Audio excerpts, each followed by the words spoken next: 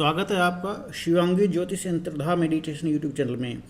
कोशिश यही कि हम आगे चल के इसको स्टार्टअप में कन्वर्ट कर देंगे। तो मैं फिर अपने ज्योतिष में चैनल में लेकर के आया हूँ आपके सामने एक और बुक, और वो है ज्योतिष सर्व संग्रह। और ये मेरठ की लिखी हुई है। मेरठ के फेमस ज्योतिषी हुए थे, अब नहीं है, अब तो वर्तमान में उनके बेटे चलाते हैं। ये किताब उनके द्वारा लिखी गई है। और जहाँ तक मैं समझता हूँ, जो मैंने देखा है, तो लोग इसका पहले कंटेंट देख लेते हैं। कंटेंट में लगभग ये किताब आपको सभी आम पंडित लोगों पर मिलेगी जो मंदिरों में बैठे रहते हैं। ये फेमस है, वो ज्योतिष सर्व संग्रह जरूर लेते हैं। ये उनके डेली रूटीन की किताब है, पंचांग के अलावा, और मुझे पंडितों ने ही बतलाई थी। अब आपका कंटेंट देखते हैं। कंटेंट को उन्होंने 4 भागों में बांटा है। पहला कंटेंट है जातक प्रकरण, यानी कि ह्यूमन एस्ट्रोलॉजी इसमें आएगी। फिर उसके बाद इन्होंने लिया है दूसरा प्रकरण विवाह का, विवाह कब कैसे क्या करना चाहिए। तीसरा लिया है इन्होंने मुहूर्त प्रकरण, और आप फिर इसमें आता है चौथा प्रश्न प्रकरण।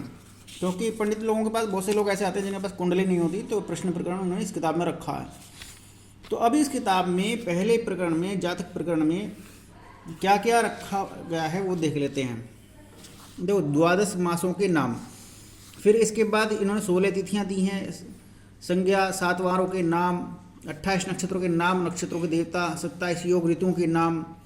देखो, ऋतुओं के नाम जल्दी से नहीं मिलते ज्योतिष की किताबों में, लेकिन ये पंचांग जैसी किताबों में मिल जाते हैं। लेकिन ये पंडित लोगों के लिए विशेष महत्वपूर्ण किताब है, तो इसलिए ऋतुओं के नाम भी उन्होंने दिए हुए हैं। 8 दिशाओं के स्वामी, 11 करण और करण बनाने की विधि। दो जो हाथ से जन्मपत्री बनाना चाहते हैं, जानते हैं, उनके लिए इम्पोर्टेंट है। 12 राशियों के नाम और दिनमान। दिनमान भी जब ही निकाला जाता है जब कुंडली हाथ से बनाई जाती है। कंप्यूटर में तैयार करी जाए तो वो अपने आप ही ऑटोमेटिकली सब कुछ कैलकुलेट करके देता है। नक्षत्रों के 4-4 अक्षर। देखो, 2.25 नक्षत्र की एक राशि होती है, एक राशि के अंदर 9 चरण आते हैं, तो 2.25 अक्षर आ जाते हैं। एक तरह से 4-4 अक्षर उन्होंने नक्षत्रों के नाम से दिए हुए हैं, तो वो नक्षत्र पद्धति कहलाती है बेसिक। लेकिन चूँकि विंशोत्तरी महादशा नक्षत्रों से ही चलती है, इसलिए इन्होंने इसको यहाँ से कैलकुलेट किया है। बहुत सही दिया है, बहुत अच्छा रखा है। 9 अक्षरों की राशि, जो एक राशि में 9 अक्षर होते हैं, जो मैंने अभी जस्ट बताया आपको। 2 अक्षरों की राशि चंद्रमा देखना। चंद्रमा कैसे कैलकुलेट होता है, क्योंकि चंद्रमा तो जब भी चल रहा था जब बच्चे का जन्म नहीं हुआ था, और बच्चे का जन्म के बाद भी चंद्रमा चल रहा है, तो चंद्रमा किस राशि में है, उसके बाद कौन सी दशा लगेगी, ये चंद्रमा से और नक्षत्रों से देखा जाता है। इसके बाद लिया हुआ है इन्होंने लग्न भोग चक्र, तिथि, नक्षत्र और गंडांत। तो गंडमूल भी या गंडांत में जन्म होना अच्छा नहीं माना जाता, तो इन्होंने इसका अच्छा वर्णन दे रखा है। ज्येष्ठा नक्षत्र का फल, ये मूल आ गया, मूल नक्षत्र पर ये भी मूल है। और अलग अलग विचार मूल के ये इन्होंने बहुत गहराई से दिए हुए, मैं अभी अंदर दिखाऊंगा आपको। इसके बाद लघु मूल मंत्र, आश्लेषा मंत्र, यानी ज्येष्ठा, अश्वनी, मघा और रेवती मंत्र, मूल की शांति के लिए सामग्री, और जल्दी से किताबों में नहीं मिलती है, और किताबों में नहीं मिलेगी आपको। ये पंडितों के लिए विशेष महत्वपूर्ण किताब मैं तीसरी बार बता रहा हूँ, तो ये उसमें मिलेगी, क्योंकि पंडित लोग ही मूलों की शांति कराते हैं। क्यों, जो जातक मूल में उत्पन्न होता है उसके जीवन में कई सारे खटराग लिखे रहते हैं, बहुत सारी प्रॉब्लम्स लिखी रहती हैं, तो बच्चे का अगर मूल में जन्म हो तो उसकी शांति जरूर करानी चाहिए। फिर दिया है जन्म कुंडली, चंद्र कुंडली, लग्न परीक्षा और ग्रहों का फल। लग्न परीक्षा का मतलब लग्न सटीक आया है या नहीं आया है, मेरे दृष्टिकोण से इन शब्दों का अर्थ तो ये है लग्न परीक्षा। वरना लग्न बन के आता है, कई बार क्या होता है कि 2 राशियों के मध्य में लग्न उत्पन्न होता है, तो पिछला लग्न जाएगा या अगला लग्न जाएगा, ये इंपॉर्टेंट हो जाता है। फिर इसके बाद हमें शुभ ग्रह और शुभ ग्रह देखना। स्त्री की कुंडली के फल अलग तरह से देखे जाते हैं। उसके बाद क्या लिखा है ना, छठी जसूठन बताना। उत्तर भारत में जसूठन बोलते हैं कि बच्चे का जसूठन करना, यार बहुत से लोग तो करते ही नहीं है। अपना छोटा सा हवन करा, अपना काम खत्म करा। ऐसे मरने में करते हैं, ऐसे जीने में करते हैं, ज़्यादा पैदा होने में, जन्म लेने में करते हैं। और कुछ लोगों का बहुत जोरदार तरीके से होता है, बहुत धूमधाम तरीके से होता है। फिर उसके बाद उन्होंने वर्ग चक्र, वर्ग मतलब नवमांश, सप्तमांश, द्वादशांश, दशमांश, इस तरह की कुंडली के और बारीक फल निकालना। 12 स्थानों के नाम, ग्रहों की अवधि, 9 ग्रहों की जाति, 9 ग्रहों के रंग, ग्रहों के अधिकारी, राशियों की भाव संज्ञा, और ये सब जो है बहुत सारा मैटर ज्योतिष का इन्होंने, वो ज्योतिष का शुरू हो जाता है मैटर यहाँ से। नाड़ी देखना, नाड़ी शोधन वगैरह, और ये सब आपके लिए मतलब किसी के लिए भी जो बिगनर है उसके लिए अच्छा है, बिगनर के अलावा उसके लिए भी अच्छा है जो रेगुलर बेसिस पे ज्योतिष को इस्तेमाल करता है। अर्थात पंडित लोग बहुत इस्तेमाल करते हैं, उनके लिए बहुत इंपॉर्टेंट है। किसी भी उस व्यक्ति के लिए जिसका ज्योतिष में विशेष इंटरेस्ट रहता है उसके लिए ये किताब बड़ी उपयोगी सदुपयोगी है। इसके बाद इन्होंने दिया है विवाह प्रकरण। देखो लगभग जो जन्मा है विवाह मोस्टली 80-90% लोगों का हो ही जाता है, बाद में भले ही तलाक हो जाए, कोई मिसहैपनिंग हो जाए, वो अलग बात है, लेकिन विवाह 80% लोगों का तो होता ही होता है। सगाई का मुहूर्त देखना, जन्मपत्र गुण विचार, जन्मपत्रियाँ मिलाने में गुण मिलाए जाते हैं, 36 गुण होते हैं, 36 गुण में से कितने मिले। विवाह सुझाना, विवाह सुझाना वाला कोई डेट बताना जन्मपत्री के हिसाब से कि हाँ भाई आपको इस दिन विवाह करना अच्छा रहेगा। ज्येष्ठा विचार देखना। इसके बाद विवाह नक्षत्र देखना, विवाह के महीने, हर महीने विवाह नहीं हो सकता है, चौमासे में विवाह करना मना है हमारे यहाँ। देव शयन एकादशी होती है और फिर एक देवउठान एकादशी होती है। इसके बीच में जो 4 महीने होते हैं अर्थात चौमासा, जिनको बारिश के महीने कहा गया है, वहाँ समस्त देवता सोए हुए रहते हैं। देवउठान एकादशी के बाद विवाह शुरू होते हैं।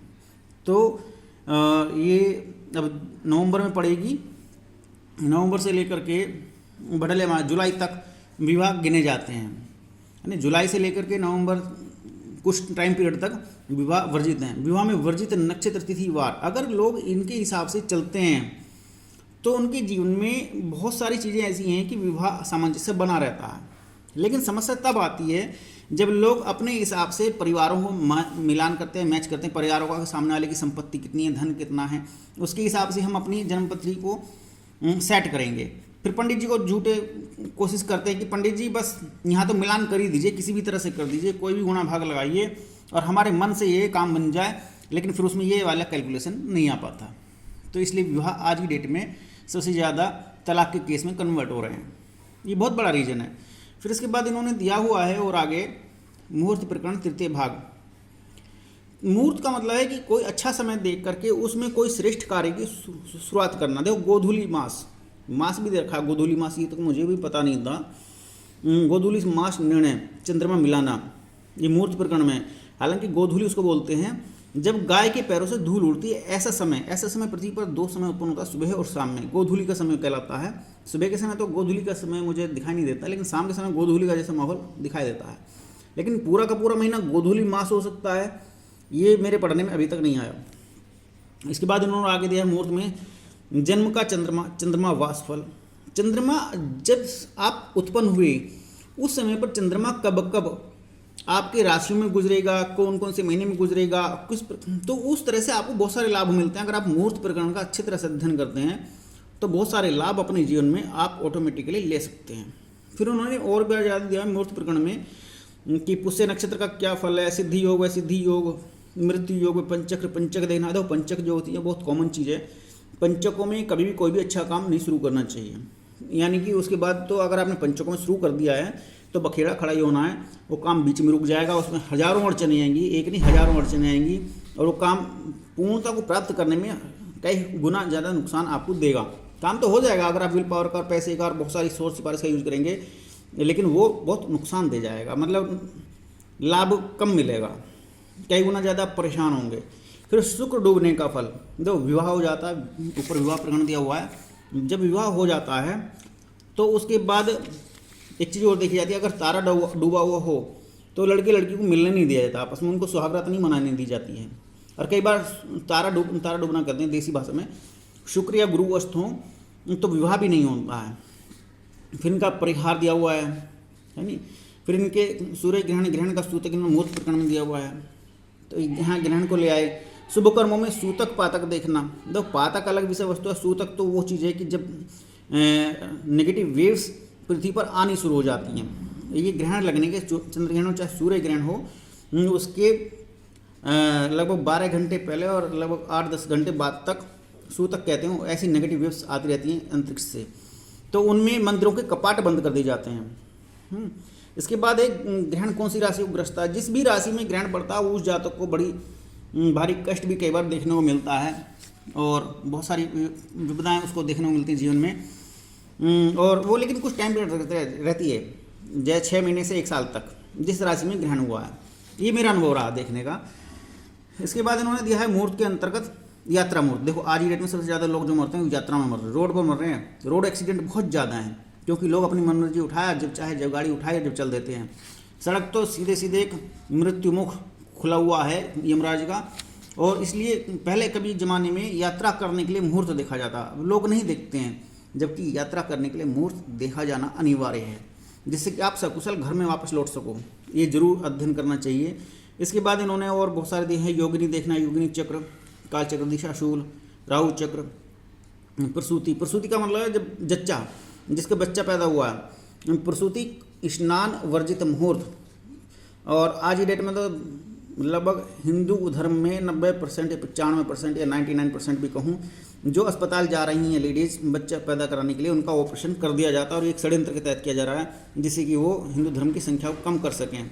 बच्चा ज़्यादा 1 या 2 होगा, स्त्री का शरीर बेकार हो जाएगा। ये एक षड्यंत्र चल रहा है, ये मैं फेसबुक पर देखी हुई और बहुत सारे सोशल मीडिया पर देखी हुई इस बात की पुष्टि करने के बाद ये बात कह रहा हूँ।